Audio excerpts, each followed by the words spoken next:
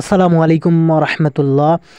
আমরা আজকে আমাদের নিকটস্থ একটা বাজারে যাইতেছি আলহামদুলিল্লাহ, যেখানে আমরা যাইতেছি এই কারণে যে আমাদের গবাদি পশুদের জন্য যে ভুসিগুলো সেগুলো শেষ হয়েছে।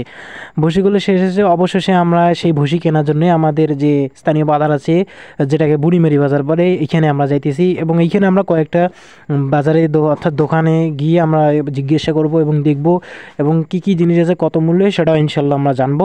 তার আগে আমরা বাড়িতে আমরা এর আগে কখনো ভুসি কিনি নেই, অর্থাৎ যেটাকে ধানের ভুসি বলা হয়, আর অন্য ভুসি মনে মনে করবেন না, এটা আমরা ধানের ভুসি মূলত কিনতে যাচ্ছি।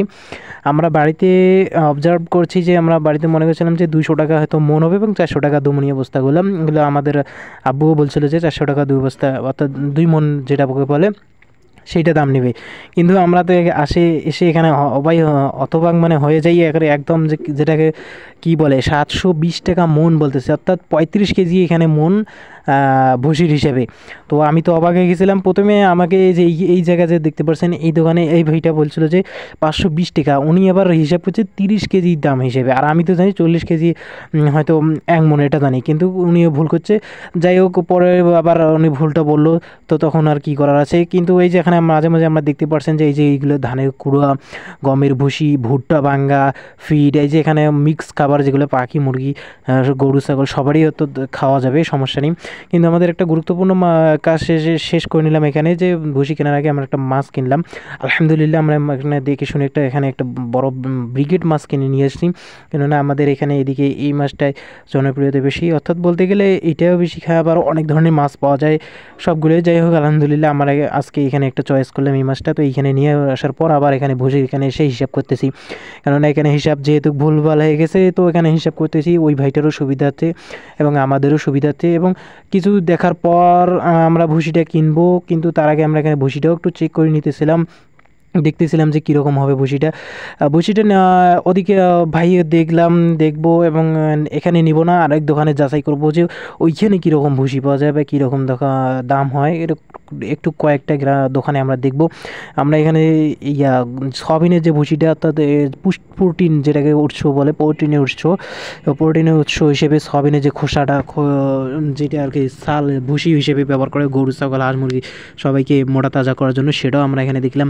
মানে গরু জাতীয় সার, অর্থাৎ সার এবং দুধ জাতীয় যত ধরনের আছে সবগুলো এখানে পাওয়া যায় ইনশাল্লাহ।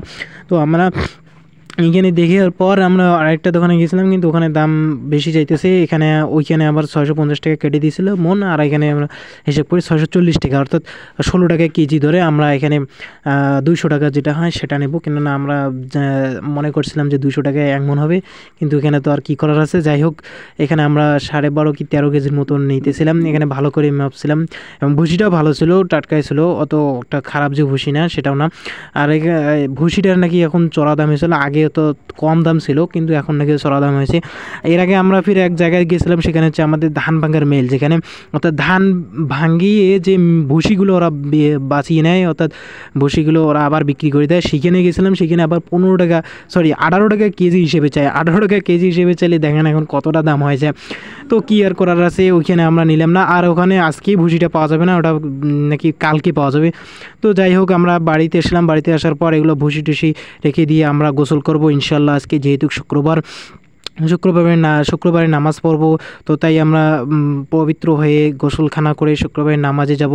তার আগে আমি আমার যে পোষা প্রাণীগুলো সেগুলোর খাবার দাবার দিতেছিলাম, এবং হাঁস, মুরগি, গরু, ছাগল সবগুলোরই খাবার দেওয়ার শেষে আমরা এখানে অবশেষে মসজিদে আসলাম। মসজিদে এসে আমরা সুন্নাত নামাজ পড়ার পর এখানে মসজিদে ঢুকে ইমাম সাহেবের বক্তব্য শুনতেছি। ইনশাল্লাহ তিনি ভালো বক্তব্য দিয়েছেন, আর আমাদের এই ইমাম সাহেব অবশ্যই আলহামদুলিল্লাহ তিনি জামাতের একজন নেতা। তো আমাদের এবং আমাদের ব্যবসার জন্য দোয়া করবেন। আসসালামু আলাইকুম রহমতুল্লাহ।